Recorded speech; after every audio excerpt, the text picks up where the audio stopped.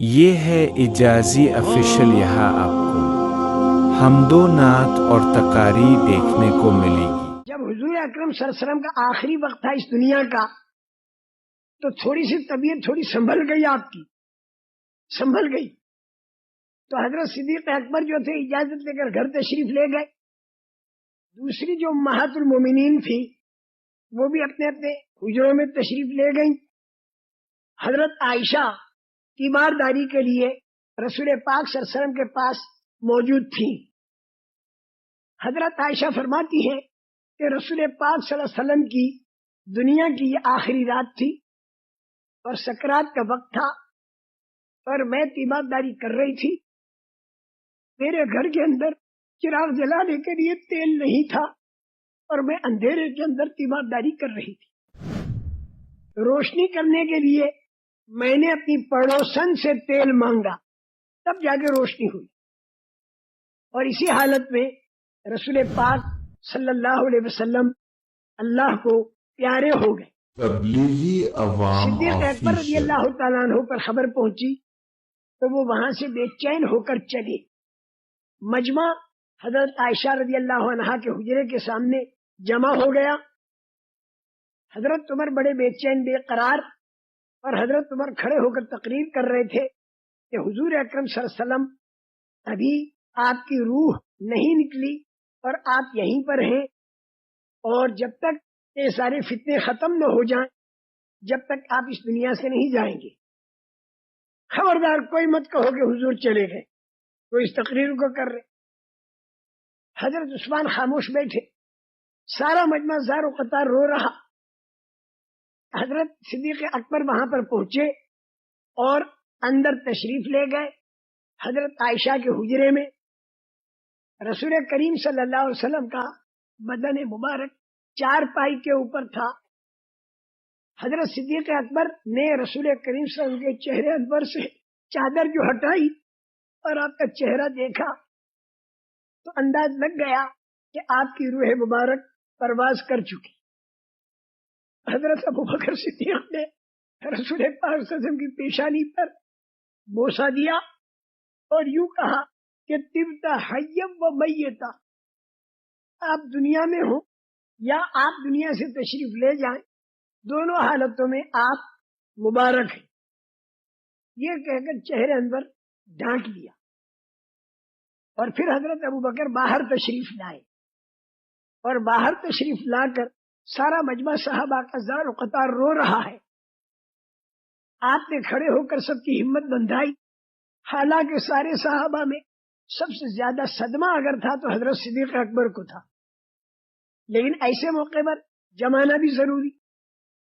تو حضرت صدیق اکبر رضی اللہ عنہ نے کھڑے ہو کر دو باتیں بتائیں کہ رسول کریم صلی اللہ علیہ وسلم دنیا میں تشریف رکھتے ہوں تو، اور دنیا سے تشریف لے جائیں تو ہمیں دو باتیں دے کر گئے، ایک تو اللہ کا دین اور ایک اللہ کے دین کی محنت۔ یہ دو باتیں ہمیں دے کر گئے ہیں۔ اگر یہ دو باتیں ہمارے پاس رہیں تو اللہ کی مدد جو آپ کی موجودگی میں آتی تھی، آپ کے دنیا سے جانے کے بعد بھی اللہ کی وہی مدد آتی رہی۔ اور پھر آیت کریمہ پڑھی، وما محمد الا رسول قد خلت من قبله الرسل افإن مات او قتل انقلبتم على اعقابكم ومن ينقلب على عقبيه فلن يضر الله شيئا وسيجزي الله الشاكرين۔ حضرت محمد صلی اللہ علیہ وسلم رسول ہی تو ہیں، خدا تو نہیں۔ تو اگر آپ اس دنیا سے تشریف لے جائیں تو کیا تم لوگ الٹے پیر پھر جاؤ گے؟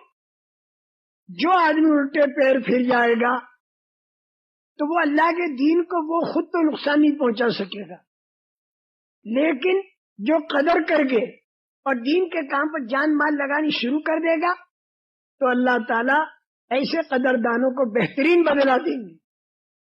سب کو جمایا، سب کے اندر جماؤ پیدا ہوا۔ اب مسئلہ ہاتھ میں لیا کہ اب کیا کرنا، تو سب سے پہلی بات حضرت اسامہ رضی اللہ تعالیٰ عنہ کا ہزاروں کا مجمع جو رسول کریم صلی اللہ علیہ وسلم دنیا سے پردہ فرمانے سے پہلے کہہ چکے تھے کہ انفیزو جیش اسامہ کی جماعت کو روانہ کرو، یہ فرما چکے تھے۔ وہ مجمع جا ہی رہا تھا ملک شام کی طرف، اور خبر آئی کہ رسول پاک صلی اللہ علیہ وسلم دنیا سے پردہ فرما گئے، اور حضرت ابو بکر صدیق رضی اللہ تعالیٰ عنہ کی خلافت وجود میں آئی۔ اور سب سے پہلا مشورہ یہ ہوا کہ حضرت اسامہ کے لشکر کو بھیجا جائے یا نہ بھیجا جائے۔ لوگوں نے یہ کہا، اور خاص کر کے حضرت عمر نے بھی، حضرت مشورہ کر لیجئے، مشورہ کر لیجئے۔ مشورہ تو قرآن میں ہے، امرہم شورا بینہم وشاورہم فی الامر۔ تو حضرت ابو بکر صدیق نے فرمایا کہ جو بات کھلم کھلا حکم آ گیا اس حکم میں کوئی مشورہ نہیں، وہ حکم تو پورا کرنا پڑے گا، منسوس۔ 5 وقت کی نماز کھلم کھلا ہم پر فرض ہے، تو ہم یہ مشورہ نہیں کر سکتے کہ بھئی آج تو ہم تھکن کے مارے 4 وقت کی پڑھ لیں اور کل 6 وقت کی پڑھیں۔ یہ مشورے کی چیز نہیں۔ مشورے کی چیز کیا ہے؟ جہاں کھلا ہوا حکم نہ ہو۔ چنانچہ حضرت اسامہ کے لشکر کو بھیج دیا، اور مدینہ منورہ کے اندر تقریباً 150-200 کے قریب آدمی رہ گئے۔ اب ایک معاملہ آیا، عربوں کے قبیلے مرتد ہو رہے ہیں، تو حضرت ابو بکر صدیق نے جمع کیا ان 150-200 کو۔ جب ان دونوں کا مقابلہ ہوگا تو ہم موت اور حیات کے معاملے کو نمبر 2 پر کر دیں گے، اور جنت اور جہنم کے معاملے کو نمبر 1 پر کر دیں گے۔ ارے دین مٹ رہا ہو تو ہماری زندگی کس کام کی؟ ایون کا سدین وانا حیون، دین مٹ رہا اور میں زندہ رہوں تو ہماری زندگی کس کام کی؟ بہت زور سے بات کہی۔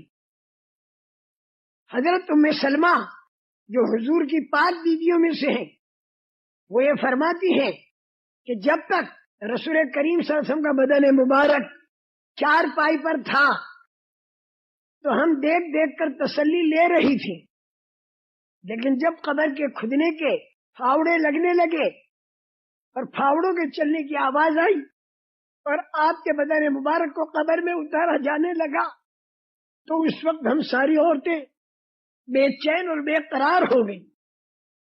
ساری عورتیں بے چین اور بے قرار ہو گئی امہات المومنین۔ اور جس وقت بدن مبارک کو قبر مبارک میں اتارا اور قبر بن چکی، فجر کی اذان کا وقت ہو چکا تھا، تو حضرت بلال کھڑے ہو کر اذان دینی جب شروع کی ہے، اور جب اشہد ان محمد رسول اللہ اس پر جب پہنچے ہیں تو چیخیں نکل گئی لوگوں کی کہ اللہ، آج تک ہم اشہد ان محمد رسول اللہ سنتے تھے تو ہم انتظار کرتے تھے کہ حضرت عائشہ کے حجرے سے اب نبی کریم صلی اللہ علیہ وسلم تشریف لائیں گے اور ہم کو آ کر نماز پڑھائیں گے۔ آج کا پہلا دن یہ ہے کہ رسول پاک صلی اللہ علیہ وسلم قبر مبارک میں ہیں اور ہم اشہد ان محمد رسول اللہ سن رہے ہیں اور نماز کوئی اور پڑھائے گا۔ پورے مدینے میں کوہرام مچ گیا۔ حضرت فاطمہ رضی اللہ تعالی عنہا اتنی بے چین تھی حضور کے تشریف لے جانے پر کہ حضرت فاطمہ کہا مار کے ہنسی نہیں ہے، ایک ہی بیٹی رہ گئی تھی، باقی تو ساری بیٹیاں آپ کے زمانے میں ہی اللہ کو پیاری ہو گئی۔ بیٹا آپ کا ایک بھی نہیں تھا، ابھی ایک بیٹی حضرت فاطمہ رہ گئی۔ تو حضرت فاطمہ کی بے چینی اتنی تھی کہ وہ ایک بات حضور کے دنیا سے پردہ فرمانے کے بعد ایک شعر انہوں نے پڑھا حضرت فاطمہ نے، وہ ذرا سننے جیسا ہے۔ حضرت فاطمہ تو بیٹی تھی، ان پر کتنا صدمہ تھا۔ تبلیغی حضرت عوام فاطمہ یہ کہتی ہے، آفیشل سبت علیہ مصائب لو انہا، سبت علیہ مصائب لو انہا، سبت علی الایام سرن لیالیا۔ میرے اوپر وہ مصیبتیں پڑی ہیں حضور اکرم صلی اللہ علیہ وسلم کے دنیا سے چلے جانے پر۔ حضرت فاطمہ کہتی میرے اوپر وہ مصیبتیں پڑی ہیں کہ اگر یہ مصیبتیں دن پر پڑتی تو دن بھی رات بن جاتا، تو دن بھی رات بن جاتا۔